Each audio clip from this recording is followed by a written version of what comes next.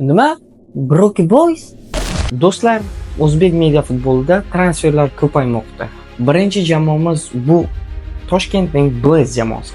Blaze jamoasi qatorasiga 4 ta futbolchini o'z safiga qo'shdi. Birinchisi o'sha Javohir bo'lsa, ikkinchisi Hojatdin, uchinchisi Tog'ayev va Barbello. Bundan kelib chiqadiki do'stlar, Blaze jamoasi juda ham bir katta jamoa tuzmoqchi va tuzyapti ham, buni uddasidan chiqyapti. Va ularga bu borada omad tilaymiz.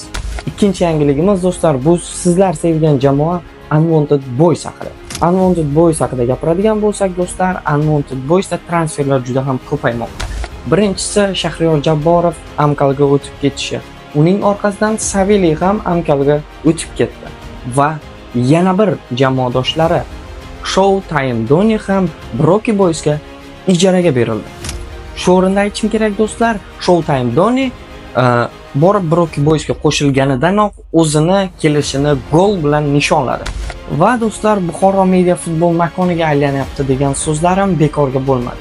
Chunki do'stlar, 30-mart kuni Buxoro O'smirlar futbol akademiyasida Unwanted Boys Broki Boysga qarshi o'rtoqlik uchrashuvini o'tkazadi. Va do'stlar, shu o'rinda aytishim kerak. Mart oyining oxirlari, aprel oyining boshlari Buxoroda katta bir futbol haftaligi bo'ladi. Chunki do'stlar, 30-mart kuni Unwanted Boys Broki Boysni qarshi olsa, 4-aprel kuni Buxoroning Allianz klubi ham El Tigersni mehmon qiladi. Nima deb o'ylaysiz? O'yinlar qay darajada o'tadi?